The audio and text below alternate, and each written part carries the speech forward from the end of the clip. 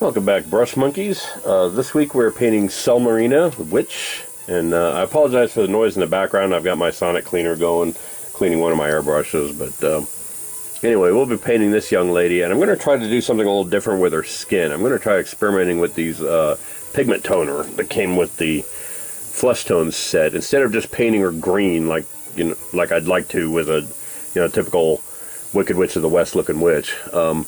I'm going to try this obsidian pigment toner. It's kind of a very dark green. I'm going to paint this on first, and then I'm going to paint the amber skin on over the top of it and give it a soft skin wash and see if that doesn't tint the skin just slightly green, but not too bad. And then we'll be painting the rest of it. I've got Nightmare Black for her hair. I've got dark green here. It's black green for her eyes and lips. We've got Corvus Black for her bikini top and her hat. I may even do that a little bit of Eshin Gray on the hat.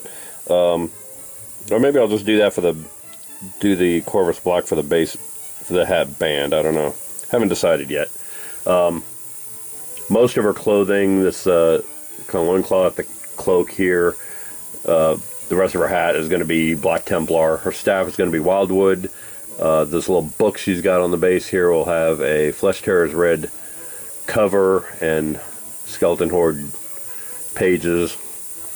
I'm going to give this crystal ball here a matte white base and then paint it with Tesseract Glow and probably do a little OSL with some fluorescent green. Her base is going to be the usual Dark Angels green, Niblick green, dry brush, and forest green base band. So I think this is going to turn out really nice. So I'm going to go ahead and pause here and get started and see what we do. Alright, see you soon. Bye. Alright, so her skin's not quite finished, but I wanted to see if it looked on camera the same way it looks in real life. I used the skin tone, the obsidian pigment toner from the skin tones set, and as you can see it's like a really dark green. Painted that all over her skin first. I'm not sure I'm using it the way it's intended to be. I don't know if you're supposed to paint it on first as like an underpaint and then paint the skin tone over it, because the skin tones are all fairly thin, or if you're supposed to mix it with the skin tone to kind of tint it a little bit. So I did a little bit of both. I painted it on first as an undercoat, and then I mixed just like maybe a brush load of it with the amber skin, which is a fairly light skin tone, and then painted that on her. And as you can see, she's got kind of a greenish tint to her skin, kind of a greenish yellow tint. The amber skin is what I use for a lot of my Asian skin tones, and it's pale, but it's also kind of a yellowish color. And honestly, I think so far she looks pretty good. I'm going to let this dry, and then I'm going to give it the soft skin wash to kind of bring out those details and give it a little bit of shade wash, and then I'm going to layer it with the amber skin by itself and see if that doesn't brighten it up a little bit, but still with that slight undertone of green to it. So I think this is going to turn out pretty well. But I wanted to see if it looked kind of greenish yellow on camera as well. But yeah, it kind of does. So anyway, I'm going to let that dry and then I'll continue on and see how it looks. Alright, see you soon. Bye. Alright, so I have her skin and her makeup done. I was going to do the makeup with the Vallejo black green and decided that was a little thick.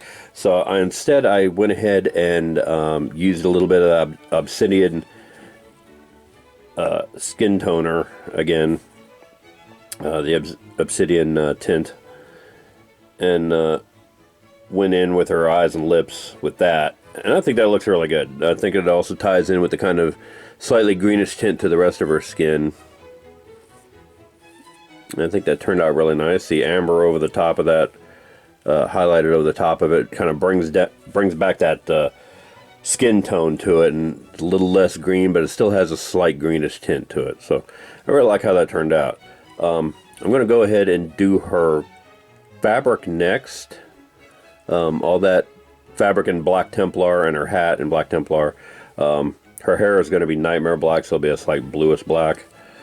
But yeah, so that's coming along really nice. So we'll do our fabric next, and then we'll come back and see how it looks. All right, see you soon. Bye. All right, Brush Monkeys, we've got our fabric done, and she's looking pretty good. The hat and the cloak are all Black Templar.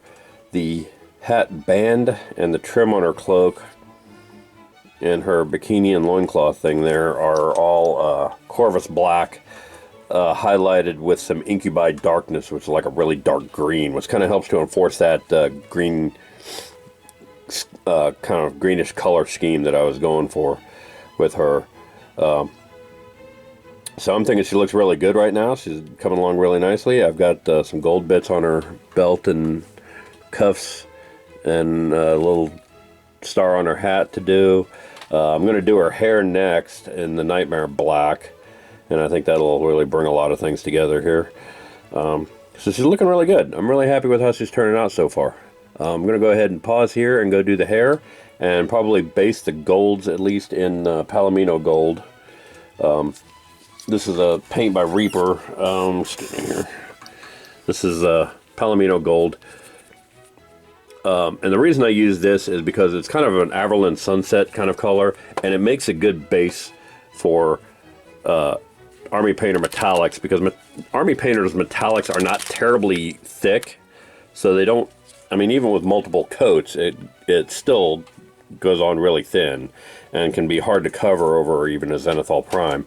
So I'm going to paint the Palomino Gold on first, on all the gold pieces, and then that'll help make the actual gold pop a little bit more, and I think that's going to look really fantastic. So anyway, in the meantime, I'm going to do her hair, and then I'm going to base the golds, and then we'll come back and do all the metallics. So see you soon. All right, so I've got her hair done. She looks pretty good. I also got the Palomino Gold painted on all the golds, which looks a little weird. I also got the book done there, the Fleshed Hair's Red done on the book, because I had to do the gold on the cover there. But overall, she's looking really good. I know the Palomino Gold looks a little weird. It'll look better once I get the actual golds on there, to get that greedy gold and the old gold painted on there. It's going to look a lot better. But for right now, I'm going to let that dry and go get some lunch, and then I'm going to come back and finish up the metallics on her. All right, see you soon. Bye. Alright, so now the golds are done on our gal here. And you can see what I was talking about the Palomino Gold being a good undercoat for these. Really makes them stand out, makes them nice and shiny. They look really fantastic. So I'm going to do her staff and the globe next. The staff is going to be Wildwood. I think I might do, she's got that little thing up in the top there. I might go ahead and do that in white and Tesseract Glow as well, to kind of tie the two items together.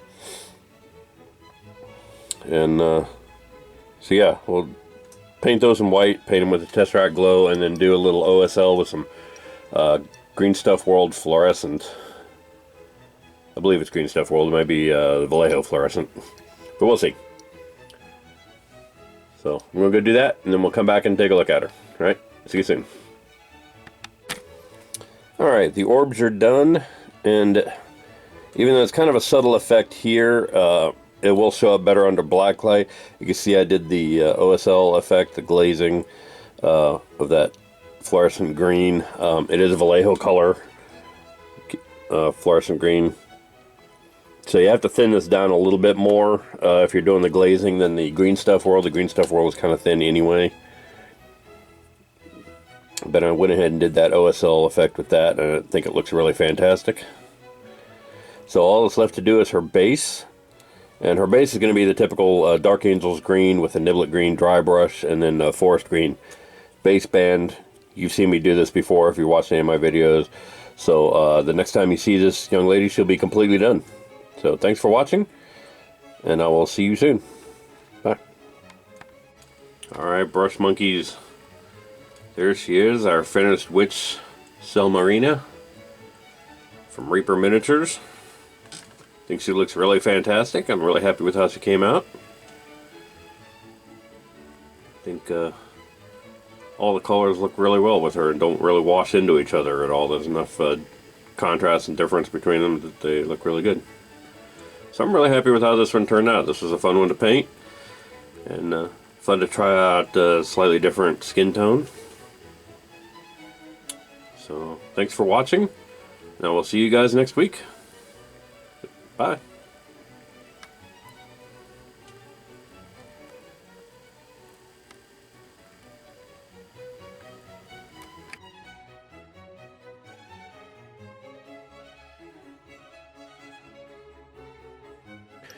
Hey brush monkeys, Tom here. If you like what you see, click like down below. I think it's over on that side. If you want to be notified when new videos come out, click subscribe. New videos post mostly on Fridays. The regularly scheduled ones post on Fridays, but you know, if something comes up, I'll post something anytime. So go check that out. Click like, click subscribe. Both of those help with my YouTube numbers. If you want to rock some of the Fly Monkey merch, like a t-shirt, long sleeve t-shirt, sweatshirt, hoodies, masks, whatever, go check out our merch store at storefrontier.com/FlyMonkeyStudios. If you want to support me in other ways, there's my Amazon wish list. Feel free to check that out. Check out our Instagram, Twitter, Tumblr, and Facebook accounts. And thanks for watching. I'll see you guys later. Bye.